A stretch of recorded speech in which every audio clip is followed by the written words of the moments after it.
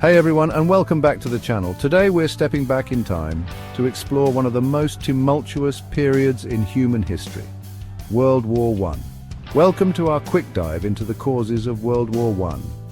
It wasn't just one single event that plunged the world into chaos in 1914. Instead, it was a complex web of simmering tensions, political rivalries, and unfortunate events that finally boiled over. We'll explore the tangled web of alliances, the surging tide of nationalism, the ever-present threat of militarization, and the spark that lit the powder keg, the assassination of Archduke Franz Ferdinand. Imagine a massive game of tug-of-war, except instead of two teams, there are a bunch, and they're all interconnected by invisible ropes of treaties and agreements. You had the Triple Alliance, Germany, Austria, Hungary, and Italy promising to back each other up. On the other side, the Triple Entente, France, Russia, and Great Britain, who agreed to support one another if things got dicey. These alliances were meant to deter aggression, but they ended up having the opposite effect. They created a climate of fear and suspicion, where a minor conflict could quickly spiral out of control, dragging everyone into the fray. If one country felt obligated to defend its ally, it could trigger a chain reaction, pulling in more nations until, bam, you have a world war on your hands. Nationalism, the intense pride in one's nation and often the belief in its superiority, was sweeping across Europe in the 19th and 20th centuries. It was like this potent energy drink, fueling ambitions for independence, unification, and sometimes, unfortunately, dominance over others. On one hand, nationalism could be a unifying force, bringing people together under a shared identity and culture. But on the other hand, it could also be incredibly divisive, leading to competition, rivalry, and even hostility between nations. This volatile mix of nationalism and imperial ambition created a tinderbox ready to ignite at the slightest provocation. Chapter 3. The Arms Race.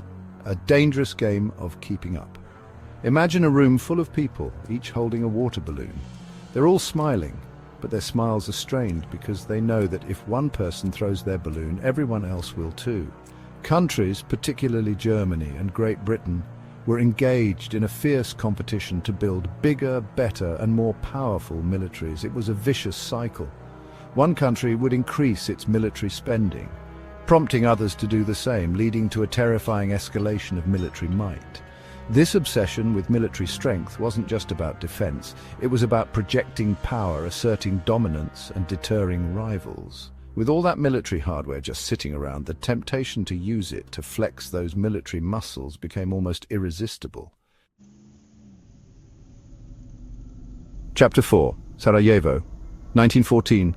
A shot rings out, a world holds its breath. The Archduke, Franz Ferdinand, heir to the Austro-Hungarian throne, probably didn't expect his visit to Sarajevo on June 28, 1914, to be particularly eventful. Enter Gavrilo Princip, a young Serbian nationalist with a pistol and a deep-seated anger towards Austria-Hungary's rule over Bosnia. As the Archduke's motorcade drove through the streets of Sarajevo, Princip saw his chance. He fired 2 shots, mortally wounding the Archduke and his wife, Sophie.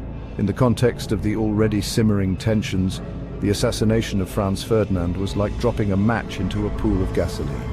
It was the spark that ignited the powder keg, setting off a chain reaction that would engulf Europe and the world in the flames of war. Chapter 5. A powder keg of rivalries, the final ingredients. So, we've got the alliances, the nationalism, the militarization, and the assassination. But there's one last piece of the puzzle that helped push Europe over the edge: intense political and economic rivalries. Germany, a rising industrial power, felt increasingly hemmed in by its neighbors, and it craved a bigger piece of the global pie: colonies, resources, you name it. Meanwhile, Great Britain, the established global superpower, wasn't too keen on sharing its slice of the pie with anyone. The assassination of Franz Ferdinand provided the perfect excuse, the final push needed to blow the lid off the whole thing. And blow it did, with consequences far more devastating than anyone could have imagined. Outro: The Road to War, a story that still resonates. So, there you have it, a very quick look at the major causes of World War I. It's a complex and tragic story, but it's one that we can learn from even today.